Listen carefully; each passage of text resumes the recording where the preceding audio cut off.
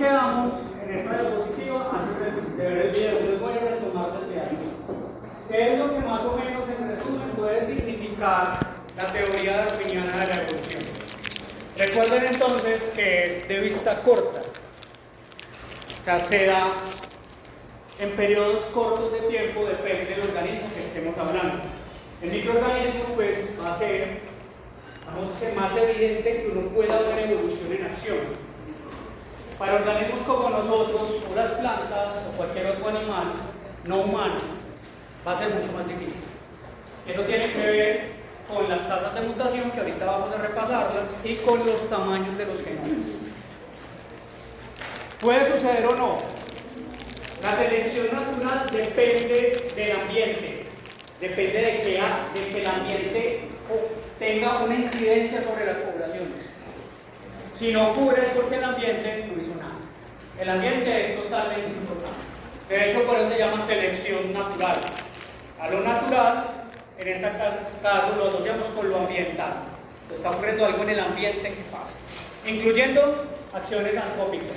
O sea, nosotros también podemos seleccionar poblaciones bacterianas, virales, fúngicas, etc. Actúa sobre variación aleatoria. La reproducción de todas las poblaciones llevarán a que hayan cambios aleatorios, que hayan mutantes. En poblaciones microbianas la generación de mutantes es más frecuente que en otro tipo de poblaciones macroscópicas. Pero esas variaciones hoy consideramos todavía que no tienen causalidad asignada. Quiere decir que son aleatorias. O sea, no sabemos la causa, simplemente hay un cambio. En la mayoría, en otras ya sabemos algunas causas por supuesto. Ha sido el medio, o el método, o la fuerza, o el cómo más importante, pero no el exclusivo, porque existen otras 4 maneras de explicar evolución. A eso lo llamamos fuerzas evolutivas, o mecanismos de evolución. Eso es lo que se refiere acá con el medio. Hay otros. Recuerden que Darwin no sabía que existían los genes y las mutaciones. Él hablaba solo de variación fenotípica. Fue después que integramos la genética a la teoría evolutiva, después de Mendel. Y por último, la selección natural, para la redundancia, selecciona individuos y opera sobre poblaciones, que ya se los había explicado. Selecciona individuos, opera sobre poblaciones. Eso quiere decir que evidencias que hay evolución, cambio a nivel de las generaciones, es cuando ese cambio se fija, permanece en las poblaciones. Ahí vos decís si hay evolución. Ese cambio permitió que esa población sobreviviera y se reprodujera mucho más que las otras. Nosotros no podemos ver la evolución de la vida como si nosotros fuéramos un linaje aparte. Como si fueran lineecitas. Este es un linaje de los perros, el de los gatos, el de los seres humanos, el de las bacterias. No, los linajes tienen interconexiones. ¿Se acuerdan del árbol? ¿Cómo era más o menos, cierto? Decía, es que hay algo que viene acá, otro que viene acá, y esto se relaciona con este y este acá. Porque todo parece indicar que nos relacionamos y que hemos tenido ancestros comunes. Es un ancestro común por acá y se va diversificando hasta llegar a la generación de varias variantes, y esas variantes es lo que vemos como diversidad. Entonces, primero, no los vemos como genealogías aparte, sino que ¿qué? Relacionados.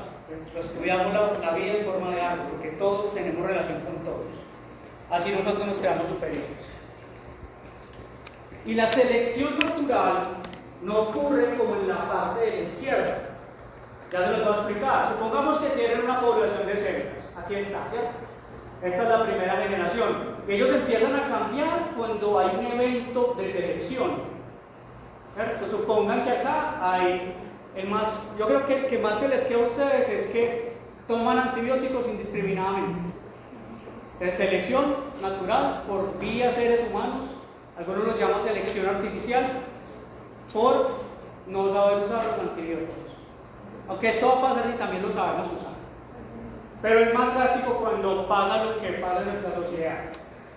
Y miren que vuelve y usted toma antibióticos y entonces está generando diferentes tipos de poblaciones.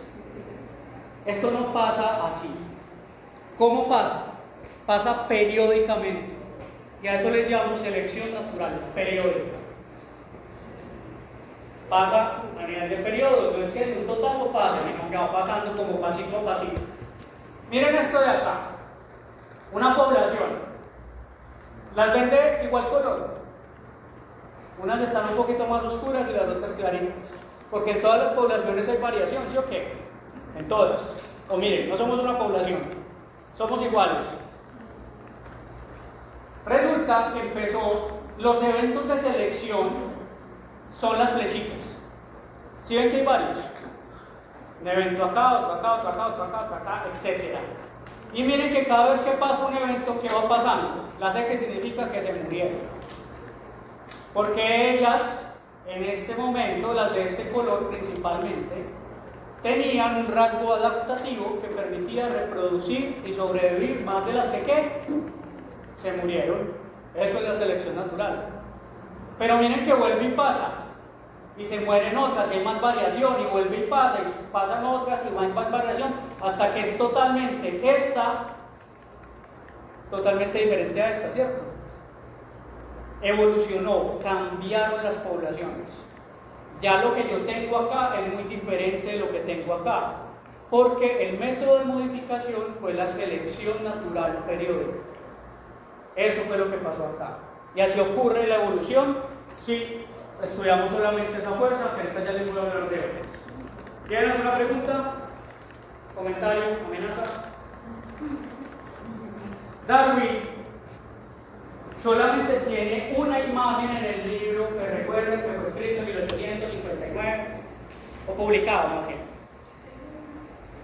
1859, de pronto les sale en un parcial. Eso.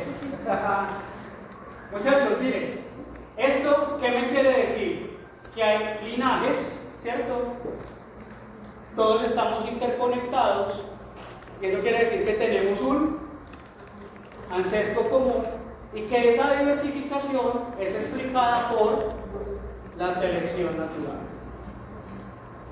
Esos son, entre otros conceptos que yo no les quiero enredar más la vida, esos son los dos principales, hay más, esos son los dos principales, ancestro común y selección natural. ¿Cómo entonces vamos a explicarlos? Suponga que es una suma, ¿cierto? Vamos a ver la relación lógica que tienen las dos. Primero, ancestro común y selección natural son lógicamente independientes. Uno tiene relación causal y el otro de evidencia o de efecto. Vuelve y juega, causa, efecto. Si yo estuviera hablando de que uno es causa y el otro es efecto, ¿cuál se imaginan que es causa-efecto de quién? ¿Ancestro común o selección natural? ¿La causa es el ancestro o la causa es la selección? Muy bien, la causa es la selección natural. Y la evidencia es que yo vea que hayan ancestros comunes. En nuestro caso, los fósiles son muy importantes. Y sin fósiles no hubiéramos llegado a esa teoría. ¿Se acuerdan que él iba y miraba lo mismo que Wallace fósiles? Y por eso pudo armar el rompecabezas. Selección natural y ancestro común tienen la parte de evidencia. Eso es lo que quiere decir. ¿Y será que en microorganismos tenemos fósiles? ¿Será que en microorganismos tenemos fósiles? Sí. Pero ¿cómo se imaginan esos fósiles? Encuentran, ¿cierto? ¿Cómo se los imaginan? ¿Hola? Sí, unos son esos. Está muy bien. Y los glaciares se han encontrado. Sí, pero si ellos se quedaron ahí sin reproducirse, ¿cómo son ancestros comunes de otros? ¿Qué pasa si yo hago esto en un laboratorio? Porque a veces pensamos que la teoría evolutiva está tan lejos de lo que hacemos normalmente que creo que no vemos todo el panorama. ¿Todos han sembrado muestras ambientales o no? ¿O de cualquier tipo? Entonces suponga que usted tenía una matriz cualquiera y les creció unas unidades formadoras de color. ¿Sí o qué? Y usted llega y dice, ¿sabes qué? A mí esta cepa de acá yo la quiero sacar. Entonces la extraigo. Y la guardo. La almaceno, ¿cierto? Pues obviamente después de purificar. La purifico y la almaceno. Ese es el paso. Y esto es lo que yo le voy a llamar una cepa. ¿Todos saben qué es una cepa? Les voy a dar otro concepto, pero en la próxima clase. Para que, digamos, aumenten un poquito la visión de que tienen de lo que es cepa. Si yo la guardo y yo empiezo a sacar de acá repiques sucesivos muchas veces, no es lo ideal, pero eso les digo de una vez. Esto no sería un fósil. Y si lo vas a comparar con otros, esto no es la descendencia de ese fósil. Lo que pasa es que es un fósil vivo. Y en microbiología nos podemos dar ese lujo. Por eso es que podemos estudiar evolución, digamos, un poquito más aproximado y hacer evolución experimental, etc. Y otras veces necesitamos los fósiles, sí, ya pues los normales, los que vemos pues en los canales de ciencia, etc. Después retomamos el concepto de cepa, que de hecho es un concepto que tiene que ver con linajes y con descendencia. Entonces, si sabemos esas dos cosas, lo esencial de Darwin, ancestro común y selección natural, ¿cómo diablos se relaciona con la microbiología? ¿Qué dijo Darwin acerca entonces de los microorganismos?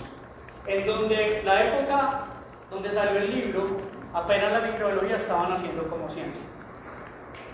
¿Se acuerdan del experimento del cuello de cisne de Pasteur? ¿Qué era? Denme cuenta. ¿Pero qué quería delegar? Es el experimento más importante en toda la microbiología. Es el más, no hay otro. La generación espontánea, ¿cierto? La vida no se genera espontáneamente. Hasta 1861 lo creíamos. Y miren que el origen de las especies sale en 1859 y Pasteur empieza los experimentos, porque son varios, del cuello de cisne en 1861 y termina en 1862. Ahí ya la microbiología, para mí, ¿cierto? Y en los libros está, nace como una ciencia, como una disciplina científica. Entonces, créanme que los microbiólogos y él no se paraban como muchas bolas, estaban como muy aparte. Tanto así que en el libro no nombran nada de los microorganismos. Ahí no se sabía que era lo más diverso que hay en este planeta. Si él no hubiera sabido con seguridad que no se dice absolutamente nada. Si Darwin no escribe sobre los microorganismos en su libro, sí los incluye. ¿Se acuerdan que veía microcrustáceos? Pues zooplancton, veía protozoos, en un microscopio pues era muy novedoso para la época. Él de todas formas también pensaba que la adaptación de acuerdo a esos microorganismos no implica siempre complejidad, que es lo que uno siempre piensa. Recuerden que es lo que es adaptación biológica, reproducción y supervivencia. Pues resulta que esas dos cosas no siempre se tienen que dar en microorganismos, en macroorganismos, en organismos superiores. También se dan en algo que consideramos menos complejo, como los microorganismos. Y él lo reconocía. Ya en esa época había entonces clasificación, origen y experimentación con microorganismos. O sea, él sabía que existía, pero de todas formas no lo incluyó. Y parece entonces, como les digo, ese pensamiento fue insignificante para la microbiología de la época. Pero después ya no. ¿Cuál fue entonces la respuesta o la recepción de los microbiólogos más famosos, incluido entonces Ehrenberg, Ferdinand Koch y Pasteur? ¿Los conocen a todos? A estos dos no, me imagino. taxónomos de la escuela alemana. Padres de la taxonomía. Esos son los que son. Y esos dos, pues sí, cierto. Prácticamente los padres de la microbiología moderna. Asterix. Bueno, en el centro obviamente está dado. La reacción de los microbiólogos de la época, miren que son supremamente famosos, excepto los dos de arriba que de pronto ustedes no lo sabían. Acá los vamos a ver más adelante. Como les decía, eran botánicos, pero los botánicos se dedicaban mucho a la taxonomía. Entonces ahí empezaron a clasificar a esas vías microscópicas, a esos organismos microscópicos, desde la época de 1850. Reacción muda fue lo que tenían los microbiólogos. O los que opinaban, no opinaban igual. Había unos entonces que rechazaban totalmente la teoría de la evolución por selección natural. La descartaban. Otros con un respaldo aparente, otros la tomaban indiferente con escepticismo, y otros pensaban que podría tener aplicaciones médicas, ya que desde ese momento se empezó a reconocer más a los agentes infecciosos como causa de las enfermedades. Recuerden que a eso se les llama etiología. La causa de las enfermedades se llama agente etiológico. Esa fue entonces la respuesta. Pero entonces, ¿cuáles fueron en resumen las opiniones de Darwin acerca de los microorganismos? Que sí las tuvo. Lo que pasa es que no aparece en el libro y a veces se lo repito. Primero, esta frase puede ser controversial. Él pensaba que todas las unidades vivientes eran sometidas a selección natural. Lo que en ese momento consideraba como que tenían vida. ¿Los virus se pueden someter a selección natural? ¿Qué piensan? ¿Sí o no? Recuerden el COVID. ¿El COVID qué le pasaba? ¿Recuerdan? De una variante, por hipótesis de que había una recombinación, un salto de barrera de especies, después una recombinación en un recipiente mezcla y después la contraímos. Eso no era selección natural. Y cuando empezamos a transmitirnos y pasar, había gente que se moría y otra no. Menos mal, pues la mayoría no se moría, si no estuviéramos contando el problema. Pero eso puede pasar después. Tampoco es el trágico, ustedes saben que sí. Y entonces, unos quedábamos bien, nos infectábamos, no nos moríamos, otros se morían y a nosotros no les daba nada. Eso no es una variación aleatoria. Pero entre nosotros. ¿Y el virus qué le pasaba? ¿Se acuerdan que empezaron a salir variantes? Y las variantes se asociaban a ¿qué? Sitios geográficos. Eso, después lo vamos a ver, se llama filogeografía. Asociamos la diversidad a sitios geográficos. Eso es importante en la epidemiología. Miren que el COVID fue muy importante. Y esos virus tenían variantes. O sea, pareciera que algo de la naturaleza permitía que evolucionaran, que cambiaran. Y esas variantes, ¿cierto?, se fijaban en la población y eran las que infectaban a una parte de la población. Eso no es selección natural. ¿Qué piensan? De pronto un ejemplo de eso también es el parcial. Quiero que piensen. ¿Cierto? No vengo acá a vomitar información. Necesito hacerlos pensar. Entonces, si los virus no son vivos y si son sometidos a selección natural, no me pone a dudar. ¿Qué otra cosa que no esté viva es sometida a selección natural? Créanme que a mí no se me ocurre.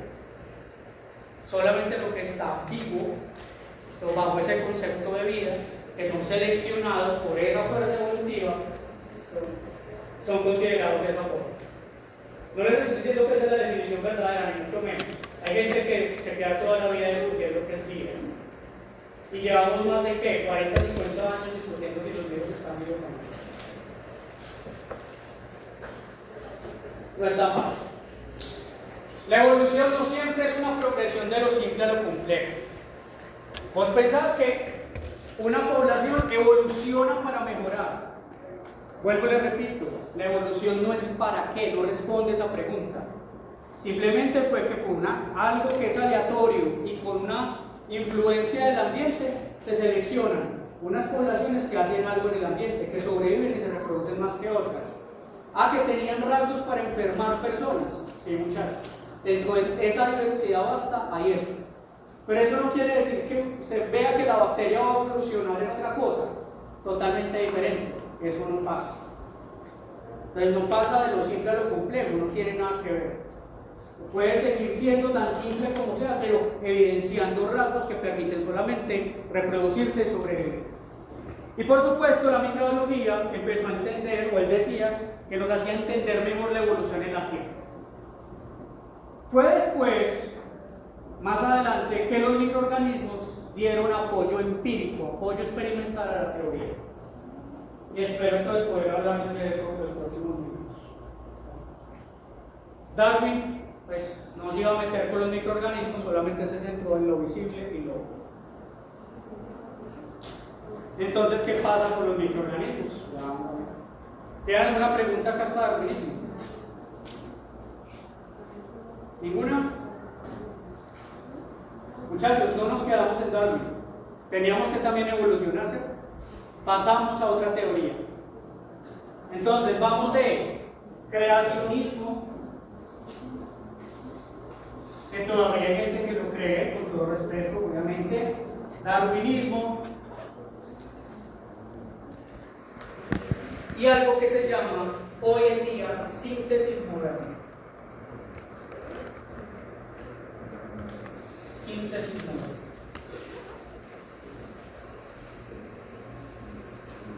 ¿De dónde nació la síntesis moderna? Pues que ya no nos podíamos quedar en fenotipos porque la genética y la biología molecular avanzó. Entonces, tomamos las ideas de cómo evolucionan de Darwin y Wallace por selección natural, aplicamos la teoría genética de Mendel y después probamos que la variación aleatoria en esos genes, era aleatoria y que era la principal fuente de variación que tenían todos los organismos, las mutaciones. Es como la arcilla de la evolución.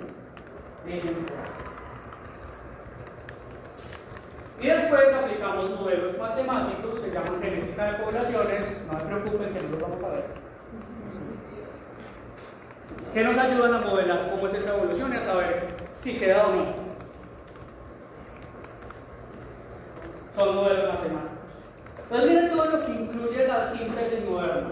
Hoy en día algunos biólogos evolutivos hablan que también tenemos que ir evolucionando esa síntesis moderna a una nueva síntesis, pero todavía no hemos llegado hasta acá, se está formulando. ¿Cuál es la aplicación de la síntesis moderna? Yo quiero que miremos primero la del lado izquierdo de ustedes. ¿De dónde nacen los tres conceptos entonces que se tienen en cuenta en la síntesis moderna? ¿Se acuerdan que la selección natural vino de una idea de competencia económica? De un premio Nobel de Economía llamado Thomas Malthus. En el video lo dice. Si hay falta de recursos, ¿qué le pasa a las poblaciones? Entonces, recursos y muerte, esa era de donde vino. Entonces, ¿por qué no aplicarlo? Si se aplica sobre la variación aleatoria, en este caso fenotípica a partir de Darwin, con la teoría de Malthus, tenemos la selección natural. Y si ya empezamos a aplicar las mutaciones y sabemos que hay genes, que esos genes cambian y es aleatorio el cambio, entonces hablamos de variación genética y de herencia. Esas tres cosas fundamentales, aspectos, forman lo que se conoce como síntesis moderna de la evolución. Bueno, eso es donde se usa. Miren entonces el diagrama. Es como un diagrama de conjuntos, ¿sí? Que uno está anidado en otros. Digamos que, ¿cuál es el centro? Lo principal. El centro de todo, ¿qué es? Esto, selección natural, ancestro común. Estas son las ideas darwinianas, ¿cierto? Y después empezamos a mirar historia, mendelismo, genética de poblaciones, paleontología con los fósiles. Y esto empezó entonces a darle un sentido conceptual a estas: biología experimental, fisiología, biología celular, etología, paleobiología, bueno, biología molecular, etcétera, etcétera. Todo esto incluye estos dos. Y por supuesto la microbiología lo incluye. Y ya vamos a ver cómo. De acuerdo entonces a la nueva síntesis o síntesis moderna, se explica los mecanismos de evolución, no solamente la selección natural. Existen 5 grandes fuerzas evolutivas o mecanismos y están en orden numérico, pero no en orden de importancia. Tal vez lo que se dice es que el más importante es la selección natural, pero no están en orden de importancia. Simplemente están en uno, lo que vamos a ver primero: mutación, selección, deriva genética, migración o flujo génico y plasticidad fenotípica que está. Vuelvo y repito para que lo pongan en sus cuadernos, en sus apuntes, o en sus tablets, o en sus cabezas.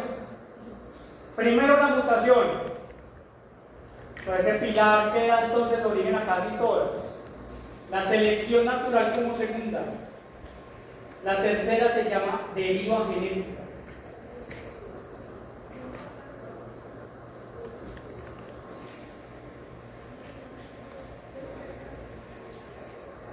Deriva genética. La cuarta se llama migración, pero también se le conoce como flujo génico. Flujo génico, o para los microbiólogos, transferencia horizontal de genes. Bueno, no se comparten. La transferencia horizontal, ¿cierto? Se van compartiendo de diferentes maneras, de hecho de manera muy promiscua.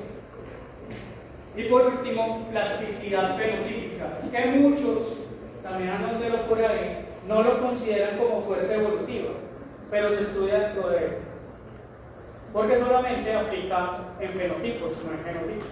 Es por eso. ¿Plasticidad qué? Fenotípica, de fenotipos.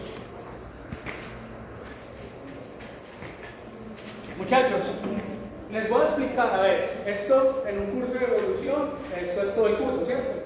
Voy a intentar hacer una síntesis de todo.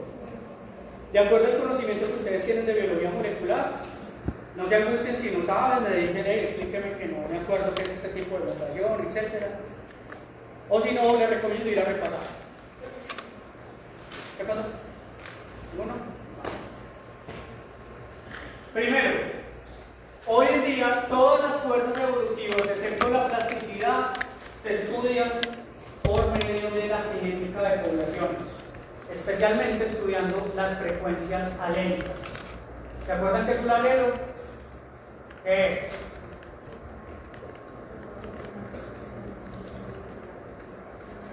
No me asusten. La copia o la variación, ¿cierto? Las variantes de un gen. ¿Listo? Y los loci, ¿cierto? Son esos puntos donde están variando, ¿cierto? Esa ubicación precisa donde hay variación.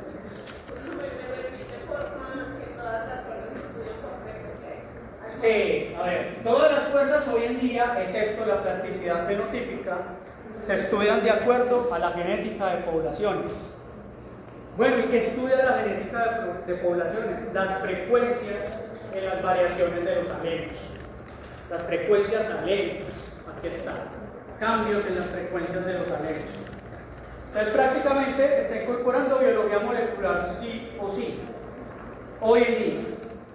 Si usted no tiene evidencia de los genes y de cómo esos genes están cambiando, no tiene casi evidencia, lastimosamente. La piden hoy en día. Primera fuerza evolutiva: mutaciones, cambios en el ADN. Las mutaciones hoy en día todavía no conocemos en dónde y en por qué y en qué se dan, o sea, todavía son muy aleatorias para nosotros. Recuerden que los científicos utilizamos la palabra aleatoriedad cuando no sabemos explicar algo. ¿Sabes qué es aleatorio? Porque no sabes el comportamiento, entonces te libras de eso con una palabra. Y yo les he explicado qué significa causalidad no asignada, porque yo no sé, debe ser aleatorio. Entonces cuando escuchan aleatoriedad se acuerdan de mí. Eso es porque no sabemos aún. Pero no es culpa de nosotros del todo. Es pues porque no hemos llegado a la respuesta. Si recuerdan el dogma, es muy sencillito. Entonces, aquí está la replicación. Y acá es donde ocurren entonces esos cambios aleatorios. Los cambios en la replicación tienen que acá está el gen y se transcribe normal a este codón. Mírenlo acá. Están los dos marcos de lectura. Y da para ese aminoácido. Miren que acá en esta triada está este cambio. Se dio por aleatoriedad. Y ese cambio dio el mismo codón como si fuera una replicación normal. Este cambio o esta mutación, ¿cómo la llamo? Si no hay cambio en el codón, en el aminoácido que produce ese codón, se llama mutación sinónima. Sinónima. Las mutaciones sinónimas no pasa mucho que siga produciendo lo mismo. El problema es cuando ¿qué? Cuando hay un cambio real. Entonces, vuelvo y repito. Miren acá, se está replicando el DNA. ¿Cierto? Está al lado de hebra, esto 5' 3', 5', esto complementariedad de bases. Y se replica normal. Aquí está, genera entonces en la transcripción este codón y es tirosina. Hasta ahí bien. Otro evento, ocurre una mutación. En estos casos ocurren mutaciones, que son cambios aleatorios. Y acá, cuando ya se da la transcripción, ¿qué quedó? El mismo codón que acá. Esto se llama una mutación sinónima, porque da lo mismo que si estuviera transcribiendo normal. ¿Está bien? Vea, pero he visto que no se están durmiendo. Qué bueno.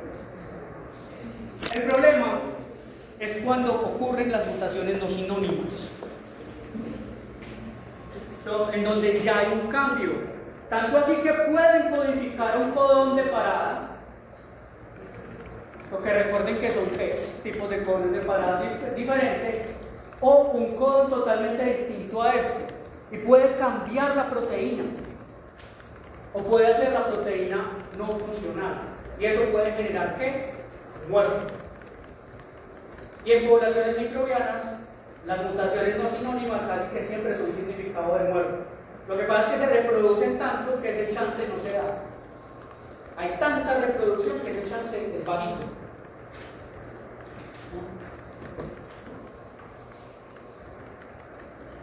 Después vemos otros tipos de mutaciones, también hay un montón de división, más adelante. Entonces es lo primero. La mutación causa variación. Ahí está demostrado. Vamos con la variación. Hay variación y la mutación es causa de esa mutación. De esa variación. Ahora, vamos para la figura de la derecha.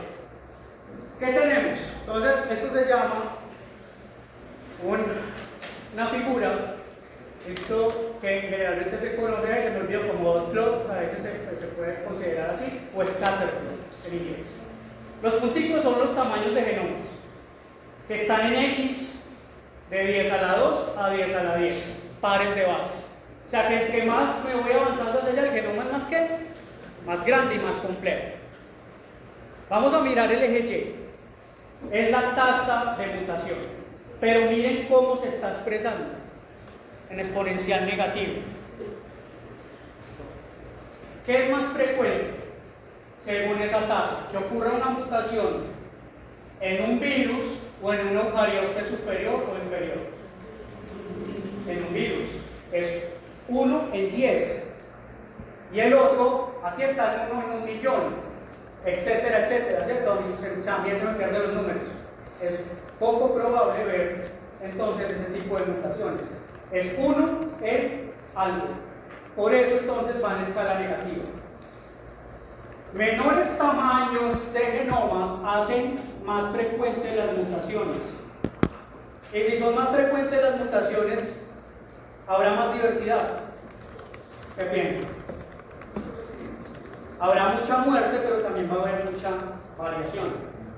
Y miren la relación inversamente proporcional que tiene la tasa de mutación con respecto al tamaño de los genomas. ¿No es más fácil ver cambios acá? ¿Qué opinan? Y acá también, ¿cierto? ¿Y por qué es tan difícil ver cambios acá? En nuestra escala de tiempo, por supuesto. Más adelante con seguridad tendremos algunos. ¿Listo? Algunos dicen que todos nos quedaremos calvos, no te asustes. Bueno, a mí me pasó, que fue mal. Que habremos perdido algún dedo. ¿Listo? Que habremos perdido alguna cosa, que llevamos órgano vestigial, etc. Vamos a evolucionar de alguna manera. Dependerá también de cómo vaya nuestra especie. Estamos como... Está complicado el asunto, ¿no? Muchachos, las tasas de mutación y como se ven acá, que es la explicación, esto es una forma de explicar por qué hay tanta diversidad. Porque aquí hay más cambios y los genomas son menos complejos. ¿Y tiene sentido o no? Entonces, por eso es que los microbiólogos que estudiamos todo esto, hasta más o menos, aquí hay algunos que les gusta. Esto sí, pues, obviamente si estudiamos el ser humano, pues. Pero esto, miren que los microbiólogos estudiamos todo esto. Y eso es lo que yo les mostraba en el árbol de la vida, que es lo más que diverso. Esa es una explicación de por qué estudiamos lo más diverso.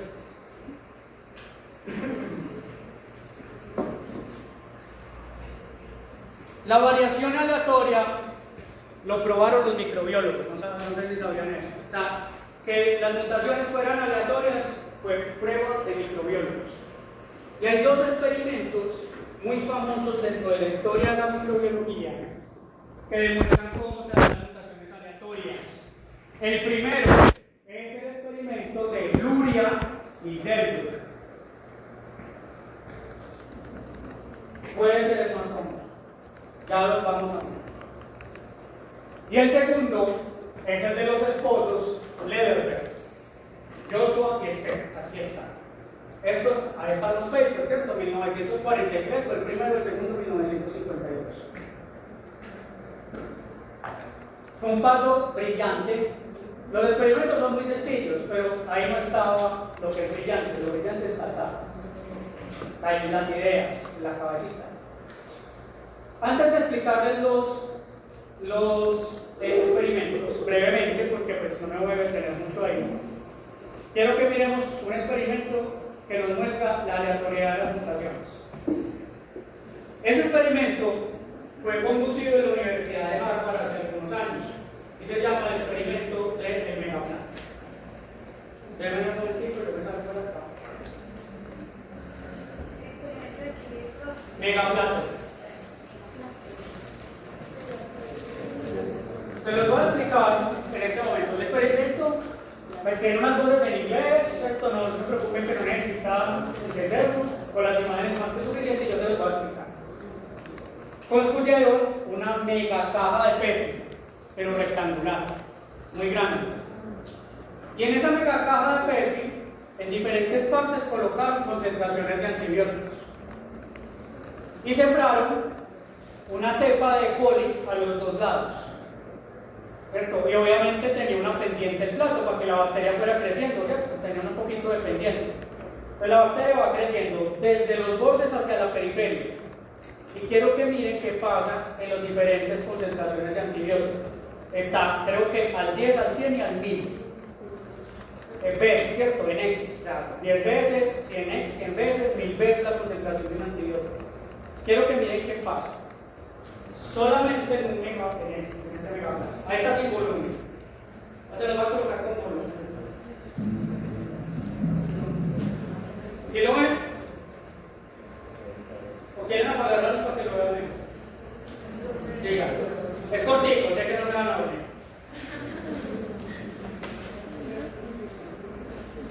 Les voy a apagar por lo menos la del frente.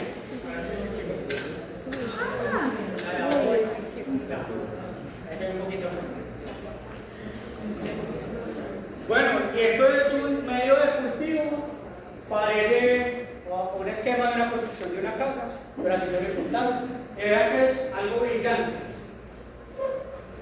So what we ended up building was basically a petri dish, except it's 2 feet by 4 feet. And the way it's set up is that there are 9 bands, and basically each of these bands you put a normal petri dish thick agar with different amounts of antibiotics. On the outside, there's no antibiotic. Sin antibiótico al principio. There's barely more than E. coli can survive. Inside of that, there's 10 times, Una vez, 10 veces, and finally 100 veces 1,000 times. y 1000 veces la concentración de antibióticos. ¿Hasta ahí lo entienden? ¿Todo bien? Vamos a ver qué pasa. Van a sembrar una misma cepa de coli en la parte que de los extremos. It's much antibiotic, and then across the top of it, of course, thin agar, that bacteria can move around in. Esa es una breve medida que va a crecer obviamente hacia el centro. And the bacteria appear as white. First, you see it. Listo, miren cómo empezó a crecer. ¿Sí o qué? ¿Todo bien? ¿Qué va a pasar cuando se enfrente al antibiótico? It's spread in the area where there's no antibiotic, up until the point that it's no longer Miren esta barra. Then immune appears on the right. ¿Se ve dónde apareció el mutante? It's resistant to the antibiotic, it spreads. ¿Se ve dónde apareció el otro It del otro starts to lado? compete with other mutants around it. When these mutants hit the next boundary, they too have to cause other mutations, make it 10 times as much También antibiotic. generándonos, seleccionándonos también. Then you see the different mutants repeat this at 100. Muchachos, el experimento no duró mucho tiempo. And after about 11 days, they Se maravillan y se asustan de la resistencia antibiótica. as allows them to survive. And Miren lo que pasó en cuestión de horas. ¿Qué antibiótico era? Creo que era un beta-lactámico que no estoy mal, no recuerdo en ese momento la historia. ¿Qué les parece? Bacanísimo. ¿Cómo ven la figura? ¿A qué se les parece la figura que ya hemos visto ahorita? ¿Cómo empieza a ramificarse? Y se va ramificando ¿en qué? And so we can see by this process of accumulating successive mutations that bacteria Ahí está. Un árbol. Entonces, desde Darwin pensábamos, antes de Darwin de hecho pensábamos que la vida evolucionaba en forma de árbol. Lo que trajo Darwin fue el concepto de selección natural. Miren eso es evolución en acción. Están evolucionando, están sobreviviendo, están reproduciéndose más que otros. ¿Y se dan por medio de qué? Linajes. Y hay un ancestro común, ¿cierto? Ahí está. Entonces lo que hicieron después los investigadores fue coger cada una de esas variantes y empezar a estudiar la genética. Secuenciaron su genoma y empezaron a ver qué era lo que estaba pasando. which are normally sensitive to antibiotic can evolve resistance to extremely high concentrations in a short period of time. Una nota. Ya les prendo la luz.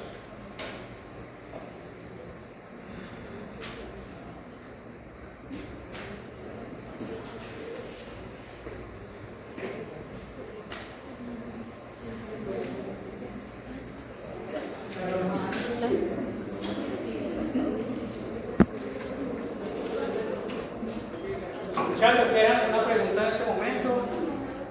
¿Vamos bien? Me siguen el orden de los conceptos, les estoy mostrando desde dónde se origina la diversidad, por qué la evolución es importante, cómo la microbiología empezó a tener importancia en esto. Y especialmente hay mutaciones y la microbiología también responde a demostrar la variación en el entorno. ¿Cómo lo hizo? Primero, experimento de Luria y Delbruck.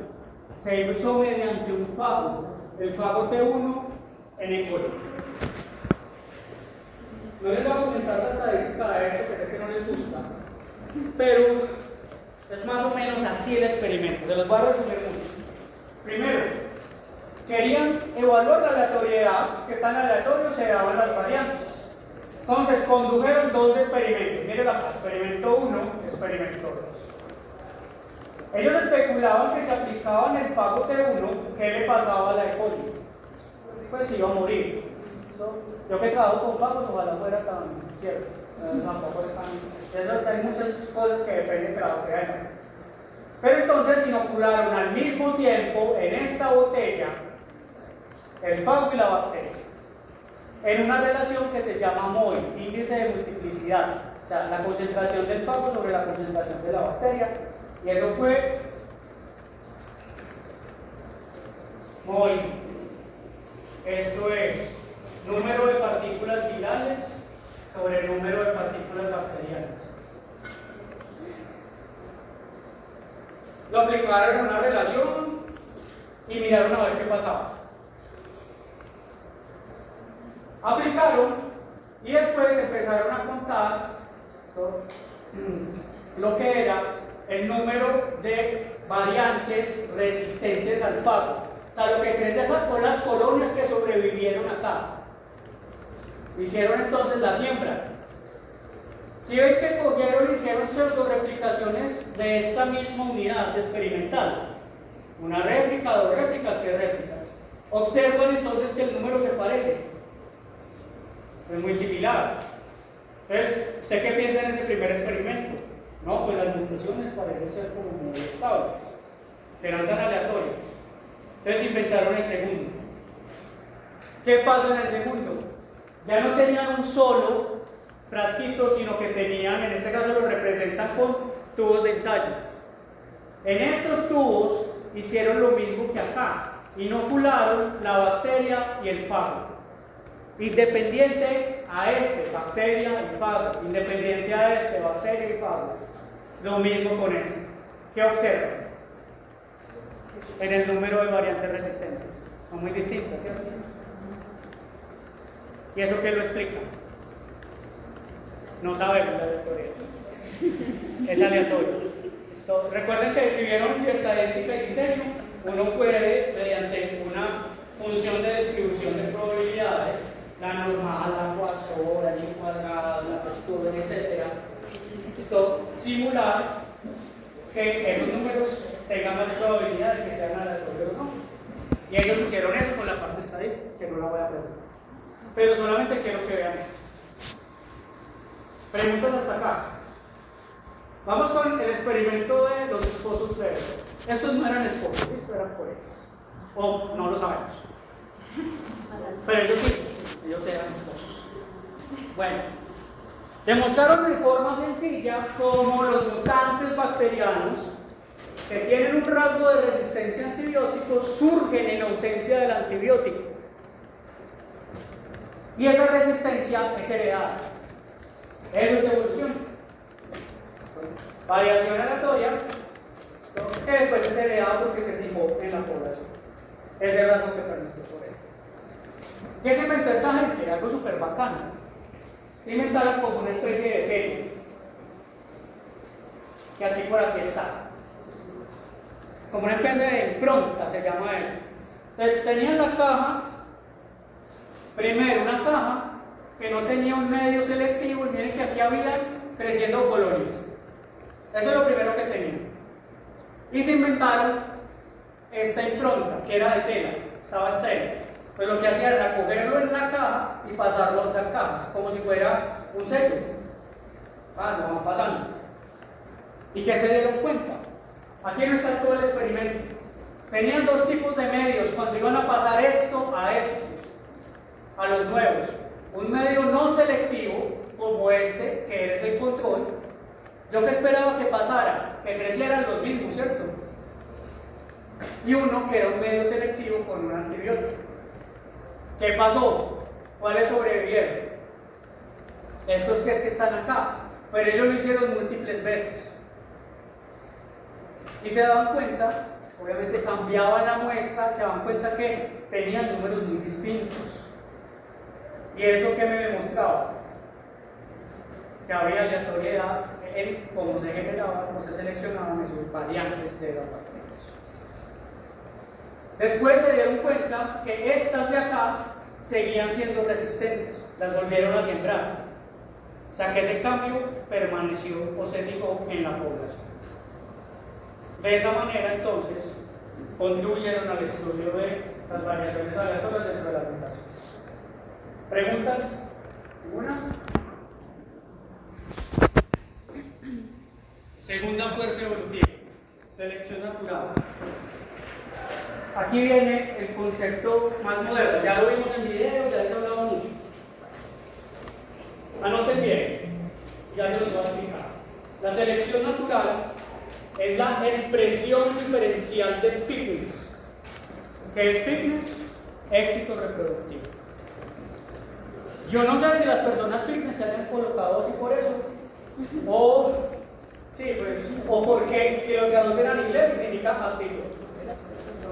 Pero en biología, el fitness es éxito reproductivo.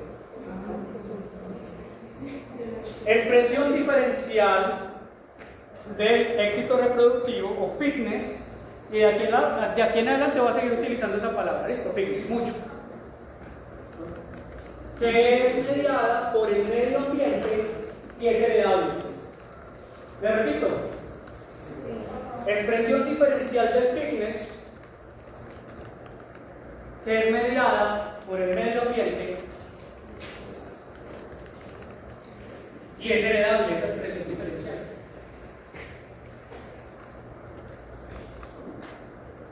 Eso es entonces selección natural hoy en día. No es la ley del más fuerte, el más fuerte es el que sobrevive.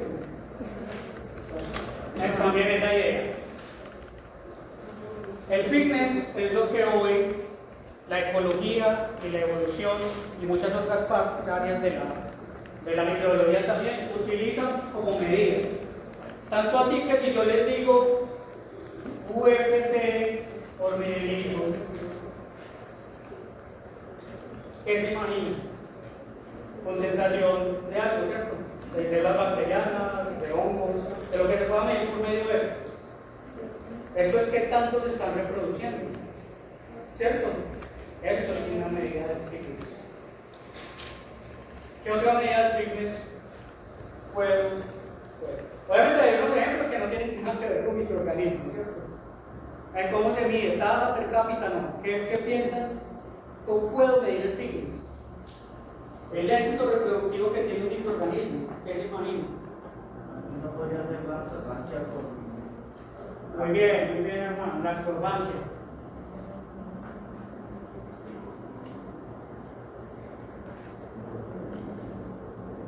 Entonces vamos con, ¿cierto? Absorbancia. Pero esto tiene absorbancia y da un número, ¿cierto? Uno te hace una curva y uno puede decir que también tiene unidades formadoras de colonia casi siempre. Por una unidad de masa, una unidad de volumen. Ahí alcanzan a ver o un poquito eso. ¿Bien, bien? ¿Qué otra cosa? ¿Qué se le ocurre?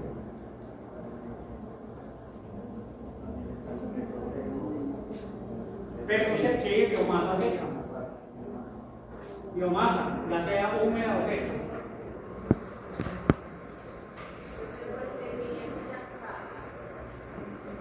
¿En qué sentido? No es contar unidades formadas de colonia, ¿cierto? Que crezca. Por ejemplo, si yo siembro un honguito en una caja en el centro y empiezo a ver cómo crece. Sí, muy bien. Puede ser por área, puede ser por radio, puede ser por diámetro. Pero esto lo que me da es una simétrica.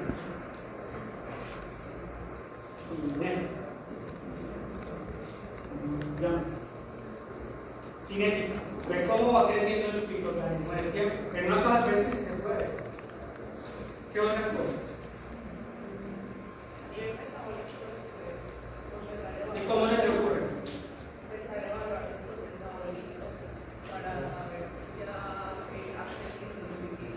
Sí.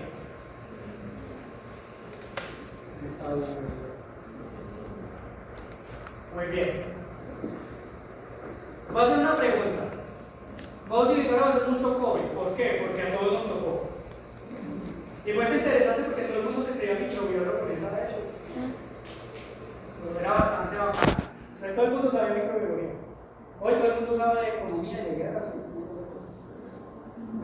¿Ustedes piensan que el COVID fue exitoso reproductivamente?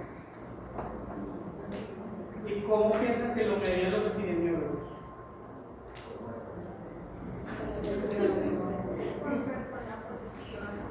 ¿Ok? Muy bien, con las pruebas PCR, con las que eran hechos positivas, inmunológicas, etc. ¿Qué más? Yo sé que no han visto epidemiología. ¿Han escuchado el concepto de incidencia y prevalencia? ¿Qué es incidencia? ¿En qué me define? Sí, sobre casos totales, pero son casos nuevos sobre casos totales.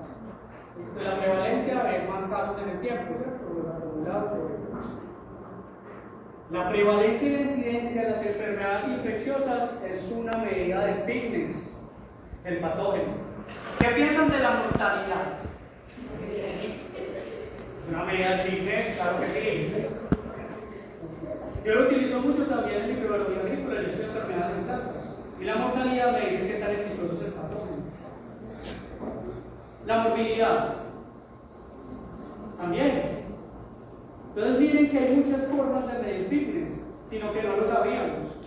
Y esas tasas reproductivas, generalmente por selección natural, fue que esos microorganismos se pudieron haber seleccionado para enfermarnos o enfermarnos.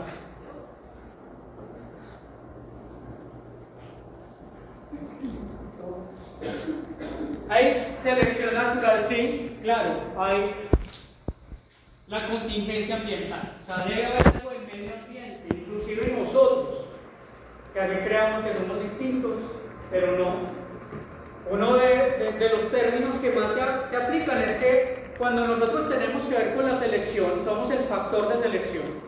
Lo llamamos selección artificial, como si nosotros no hiciéramos parte de la naturaleza. Hay gente que le dice selección natural vía seres humanos, o sea, con una acción antrópica. Algo que hizo el ser humano. Aquí se utiliza la estadística porque yo necesito evaluar si hay diferencias estadísticamente significativas entre la expresión del fitness de una población con respecto a la otra. Entonces necesito medir eso. Y el fitness está mediado por el medio ambiente, porque la selección natural operó ahí. Vamos a ver entonces la figura. Ya. Miren aquí qué es, tamaño poblacional. Eso es una medida de fitness. Y miren que aquí hay dos genotipos, genotipo A y genotipo B. Los dos están coexistiendo. Miren que empiezan a poder, ¿cierto? Están sobreviviendo en el mismo medio. Y de un momento a otro, esto empezó entonces a reproducirse más que esto. ¿Vamos bien? Miren que acá ocurre un evento de selección que hace que unas variantes de este se reproduzcan y sobrevivan más que esto. Tenemos un silencio no voy a dictar.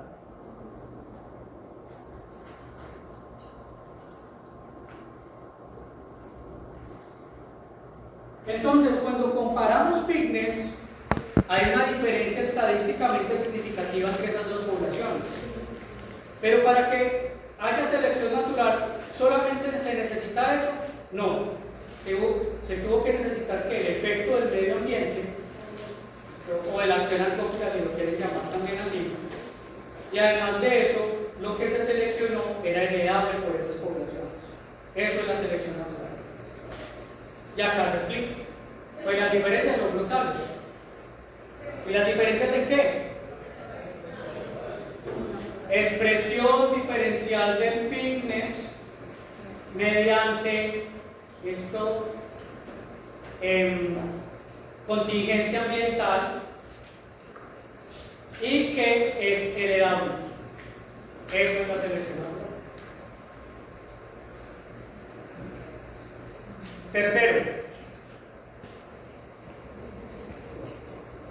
ya en 20 minuticos acabamos. Ah, sí. 20 minutos se pasan el carro. ¿Me repite la anterior contingencia, perdón? ¿Listo? Bueno, la gráfica explica lo que es entonces la selección natural, en todo lo que les expliqué ahorita. La expresión diferencial del fitness. Este es el fitness y mira que acá, listo, el fitness de esta población es muy distinta a la otra.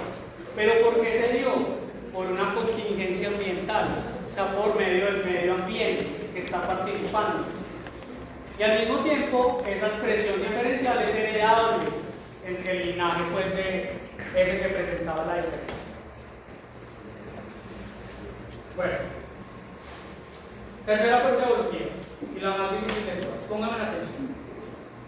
Tal vez con eso acabemos. Plasticidad, la dejamos para después, el flujo génico, que es la que ustedes creo que más entienden. Transferencia horizontal, conjugación, transducción, etc.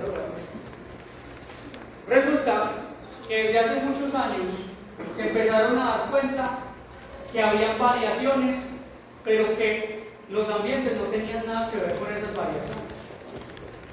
O sea, porque hay variaciones, pero no hay cambios a nivel ambiental, que eso es lo que explicaría la selección natural, ¿cierto?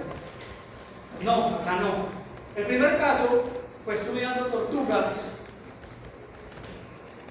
en unas islas cercanas, así como en Galápagos, ¿se acuerdan del video? Se dieron cuenta que había variaciones, pero los ambientes eran ¿qué? Diferentes. En otras islas, esta no recuerdo bien la ubicación geográfica, me disculpan, se dieron cuenta que encontraban variaciones, pero los ambientes eran iguales. ¿Qué podría explicar eso? Pero al mismo tiempo se dieron cuenta que las poblaciones de esas tortugas eran muy pequeñas. Eran poblaciones pequeñas. Como no sabemos a qué llamamos a lo que no sabemos, aleatoriedad. Muy bien. ¿Listo? Entonces, no hay un factor ambiental, hay pequeños tamaños poblacionales y de cierta manera hay pérdida de diversidad dentro de esa misma población, o sea, no empiezan a divergir, no empiezan a diversificarse, se quedan como estáticas, no hay diversidad. Eso pasa porque hay un componente aleatorio que no sabemos aún, que explica que se dé esa baja diversidad. Se llama deriva común. La deriva opera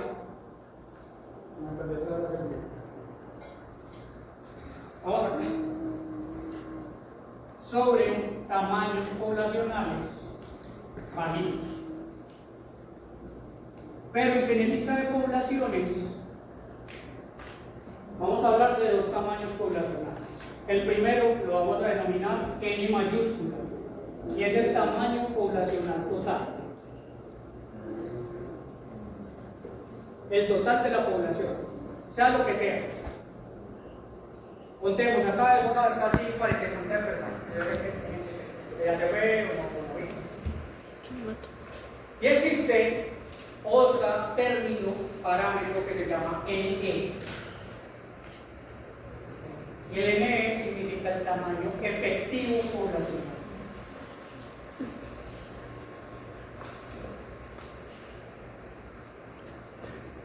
¿Cómo así? Es la porción de la población total que se puede reproducir.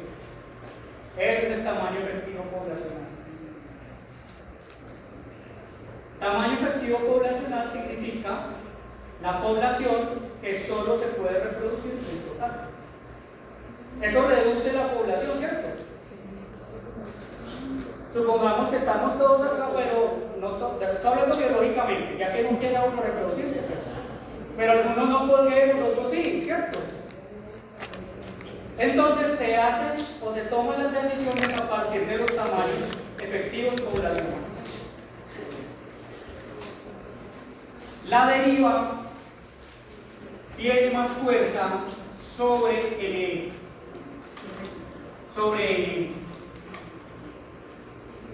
Entre más bajita sea el tamaño efectivo poblacional, el efecto de la deriva será más grande. Vamos a hacer las representaciones acá para que les quede claro.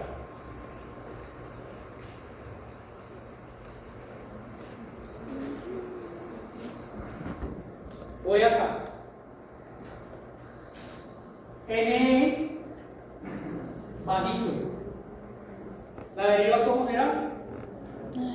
Bien, deriva génica mayor. ¿Y eso que me lleva a pérdida de diversidad? A menos diversidad.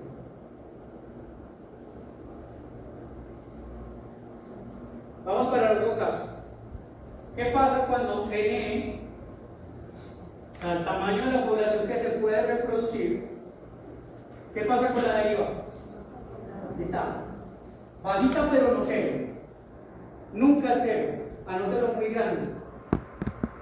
Nunca cero, porque no hay poblaciones infinitas. Las poblaciones son finitas. O sea, llega un punto hasta donde se pueden reproducir y después van a morir. Entonces la deriva chiquita. ¿Y qué le va a pasar a la diversidad? Se va a mantener o va a crecer. Y hablemos de microbiología. ¿Ustedes qué piensan en poblaciones microbianas? ¿Que cuál de estos dos casos se da con mayor frecuencia? ¿El A o el B? El B. ¿Por qué?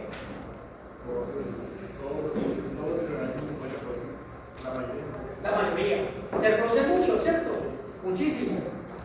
Eso quiere decir que el efecto de esos cambios aleatorios, que se traducen en menos diversidad de microorganismos, no es tan importante. El efecto de la deriva de poblaciones es válido. Entonces, sumémosle al origen de la diversidad. Primero, tasas de mutaciones que altas, tamaños de genomas pequeños, efecto de la deriva pequeña. ¿En qué se traduce? Mucha diversidad.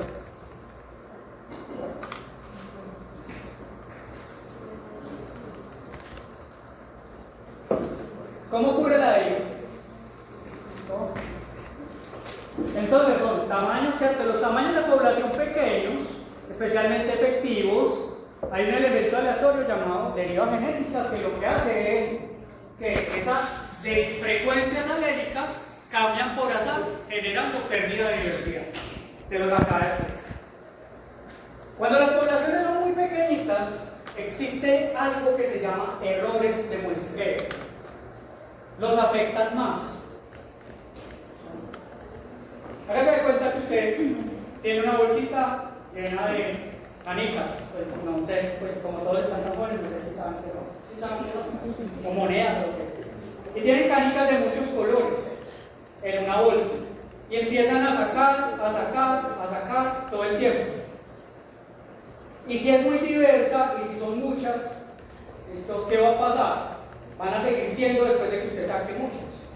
Pero si usted tiene otra bolsa con menos canicas y de menos colores, cada vez que usted saque, ¿qué va a pasar?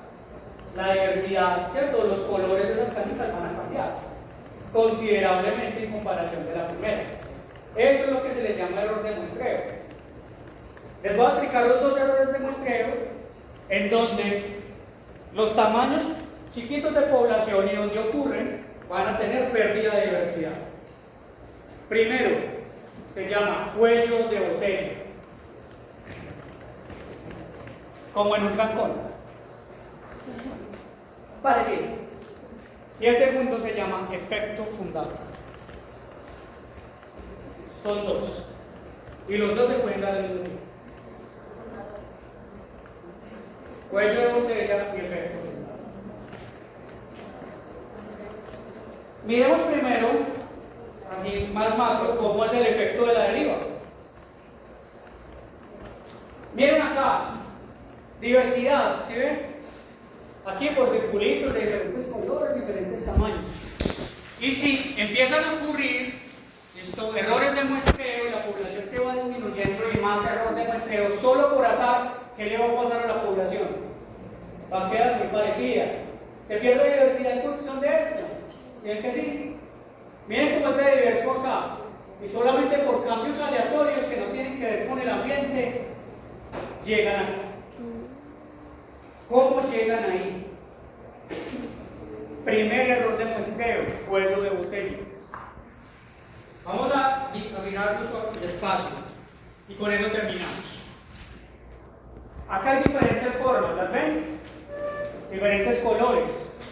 ¿Aquí hay diversidad o no? Sí. Miren cuando pasa un cuello de botella, esto que puede ser un evento ambiental también, ¿por qué no?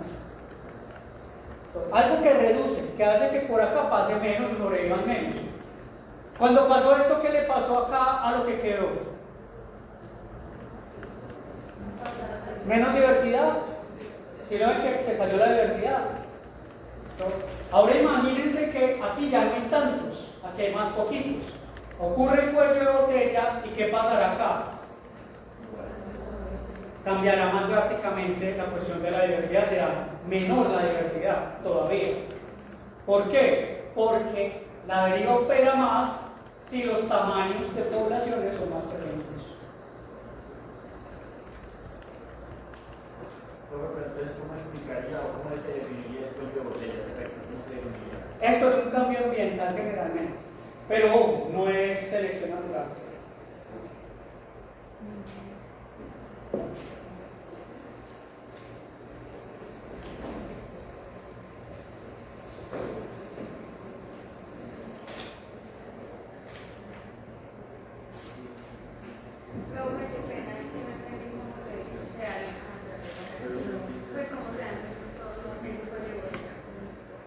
Sí, a ver, piensen una cosa. Lo que pasa es, tengan el concepto muy claro. Las poblaciones bajitas, el tamaño NE muy bajito. Y ocurre un evento. Esto, no estoy hablando de expresión diferencial del fitness mediano, no. Estoy hablando de que hay poca diversidad y esa diversidad resulta que hay un evento. Ese evento puede ser un evento de dispersión, ¿cierto? Había unos poquitos y se fueron más poquitos por otro lado. Puede ser que hubo una inundación, puede ser que hubo una sequía. Entonces, si yo tengo poquita diversidad y esa diversidad se reproduce muy poquito, ¿listo? Lo que va a pasar con esa contingencia es que la diversidad va a caer sobre todo más. Eso es lo que significa el cuello europeo.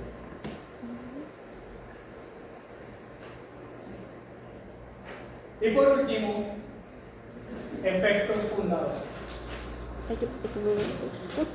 Yo tengo una población original y resulta que hay una población que migra, por ejemplo, el de la dispersión. Y piensen en la dispersión de patógenos. Ahorita les muestro un ejemplo con virus, para que lo entiendan. Miren que esta partecita fue la que migró acá. ¿Qué le pasó a esto? Miren todas las que eran, estas son más poquitas, ¿cierto? ¿Será que el NE se disminuyó? Sí. Entonces esto va a llevar a que en las generaciones, por efectos aleatorios, se homogenice la diversidad y quede menos diverso.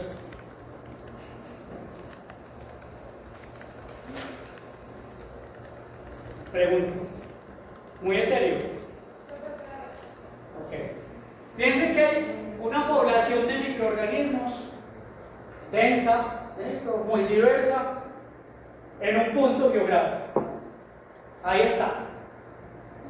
Y por cuestión del azar o de lo que sea, usted pasó y se los llevó.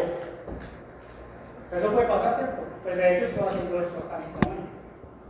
Y cuando yo voy y saludo a la otra persona, le digo, ¿cómo estás? No se los estoy pasando. ¿Listo? ¿Le estoy pasando todo? No, le estoy pasando un poquito. ¿Listo? Una forma de explicar, ojo, una forma, la deriva es otro mecanismo. No significa que siempre tenga que ocurrir, no. Es una forma de explicar que la diversidad se homogenice. Es que haya una población migrante y que a medida que ellos se vayan reproduciendo, solo por azar se homogenice la diversidad, ya no quede tan diverso. Eso pasa. Es una de las rutas. Otra ruta es que se pueda seguir diversificando, ¿cierto? Pero entonces ya no es derivada directa. Ya es otra cosa. Y terminamos con esto. En virus, en bacterias, en hongos, se estudia mucho la DNA. Es la fuerza más, digamos, menospreciada, porque hay gente que le cuesta entenderla, que está bien. Si quieren la volvemos a retomar la próxima clase, porque esto se tiene que masticar.